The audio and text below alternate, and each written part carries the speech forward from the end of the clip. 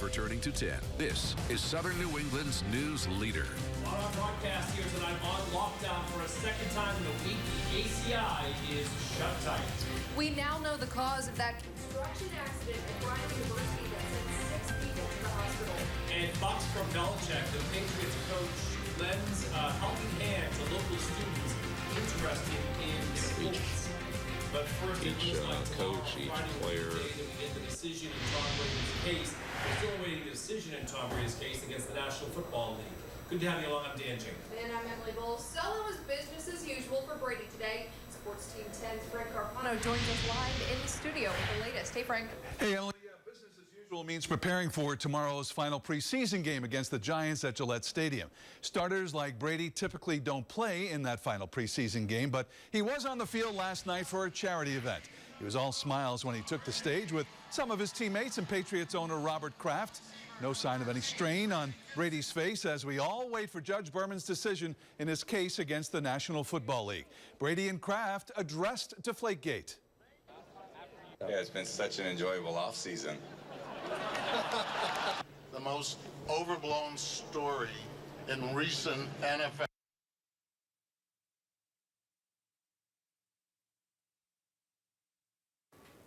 And we'll be staking out Gillette Stadium until the decision comes down. And when it does, we'll have complete reaction on turn210.com, Facebook, Twitter, and of course right here on NBC 10. Frank Carpano, Sports Team 10. The story, Patriots coach Bill Belichick and his foundation are giving $12,000 to the Providence after-school Lions. Each coach, each player. Bill Belichick, they gave to the after-school program in Providence. The Providence Journal reports that students in the Moses Brown School instruct the program, teaching the skills related to the sport. Middle school students enrolled in the After Zone can take part as well. So some good news, Patriots related. Meantime, the video you're seeing right now is teachers in Newport demonstrating after saying no to their latest contract offer. Yeah, they paraded around Rogers High School parking lot wearing red and holding signs supporting their students. At number 6, NBC 10's Carrie Corrado reports from the action in Newport. Dozens and dozens of teachers staged a demonstration out front of Rogers High School in Newport, saying they're standing up for what they believe in. Circling the parking lot, the Teachers Association of Newport wore red and held signs. Some reading, "I care about my students," and "I love my students." This demonstration comes after the Newport Teachers Association denied the school committee's proposal. They are in the middle of negotiations after their contract expired in August of 2014. I reached out to the superintendent, who says she knows there are differences that need to be resolved, and she hopes an agreement can be made as quickly as possible. She adds everyone is looking forward to a great school year, which starts next week. These negotiations will not affect the start of school. In Newport, Carrie Corrado, NBC 10 News.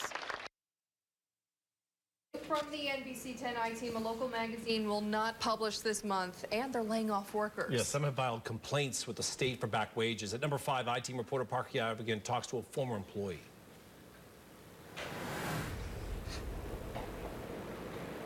Bradley DeFogio was a graphic designer for RI Local up until last Friday, when he says he was fired for complaining to the state's Department of Labor and Training for back wages. No, I have the right to go to the labor board when I'm not paid for the money that I earned, and yeah, he took retaliation because of that, which is totally not fair. You know, Giovanni Feroci is the owner of Rhode Island Local. Feroci says the rift is not retaliation, but resistance to changing the business. The fact is, the publication required that they collect the payments from the vendors who put on advertising.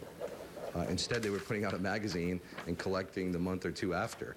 Feroci says RI Local isn't going away, but will likely become a digital publication, and all employees will be made whole. DLT has one open claim against the company. Parker Gavigan, NBC 10 News.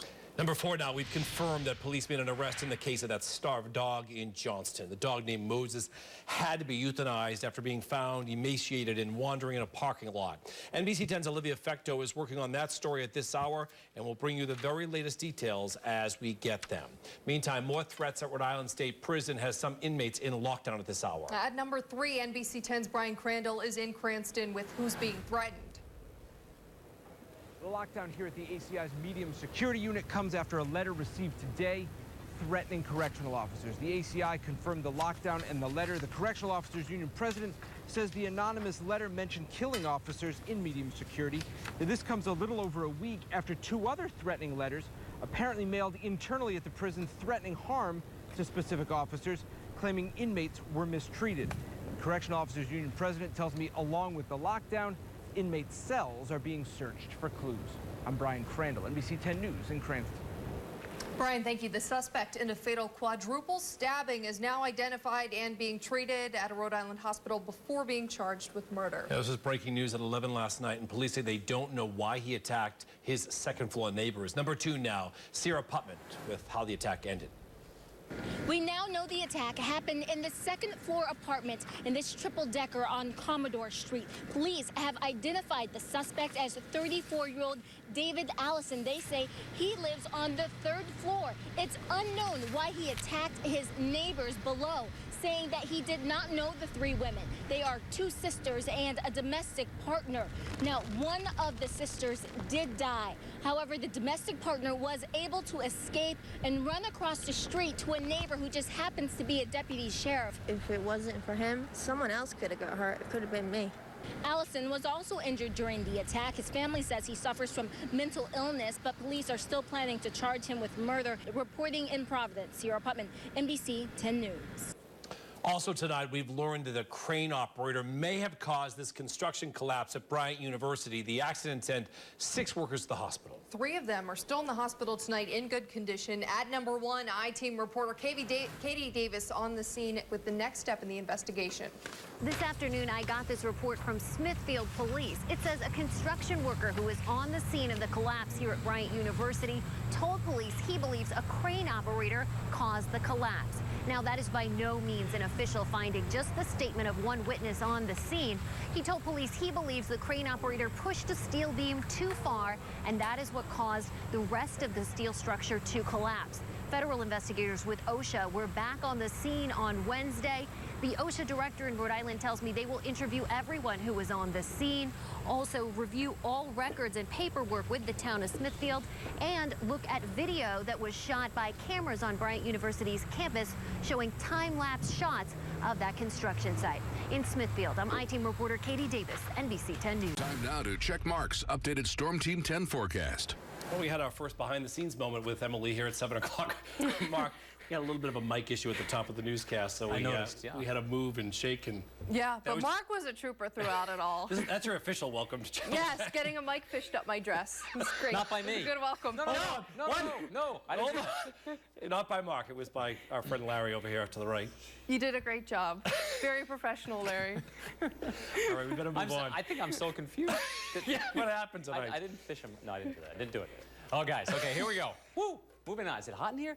Okay. Hazy sky over Providence tonight. People's Credit Union Skycam, India Point Park, of course, you get the idea. Temperatures are still holding on to the lower 80s in inland areas around Providence up toward Woonsocket, 83, 82 degrees here, 78 for us in Attleboro, mid-70s along the coast, including out toward the Cape with a temperature of 73 right now in Falmouth. So lower to mid-70s at 9 o'clock. The humidity, unfortunately, uncomfortable, staying sticky into the morning with sunshine and a partly sunny sky by noontime, 86 by noon. The clouds and the temperatures will continue to build through the afternoon. And I do think we'll see some widely scattered showers, isolated thunderstorm. We need the rain, and with any luck, we'll get some of it by tomorrow evening. Coastal areas, 70 in the morning, 82 by noontime, and not much higher with that southerly wind. The showers and storms are still north of the border here in southern Quebec. This cold front will press in from the north gradually throughout tomorrow afternoon. So again, in the morning, it's hazy, and it's certainly still humid, just as sticky as it was this afternoon. Highs near 90, beaches around 83 degrees or so. Showers and storms pressing in from the north as that front comes through. And I'll give you a closer look at this here just in a little bit. Want to point out also, though, Friday, it's going to start out cloudy. The afternoon will tend to brighten up, but we may see a little bit more cloud cover than originally bargained for there on Friday morning. Here again, look at tomorrow evening, 10 o'clock, the showers and the storms pressing through. Again, not widespread heavy soaking rain, which we could use, but at least some hit or miss rain showers. And then again, Friday morning, just some clouds early on. So tonight, about 70 degrees, mainly clear, but it is hazy with the high humidity and the light southwest wind. Beaches low 80s tomorrow, a lot of hazy sunshine, very light wind tomorrow to go with a high tide around lunchtime at 12:14. Upper 80s tomorrow, the humidity breaks Friday, but again, I think the clouds are a little thicker in the morning. Saturday, sunny 79, 84 on Sunday. And how about this, a quick peek at Labor Day right now, 88 degrees, but check this out. We're talking like 70s or so toward the Cape. 80 to 85 over a good chunk of the area, and we could see temperatures closing in on 90 over some inland spots. So Dan and Emily, some hot air moving right back in again for early next week. Back to you. All right, Mark, it's a great Labor Day weekend. Well, we're pretty excited here because NBC 10 has a brand new app, so you can actually watch our news live on your mobile phone, even get personal news feeds, and much more. The app is available now. Traffic and technology reporter Molly O'Brien will show you how to get it in tonight's Check This Out.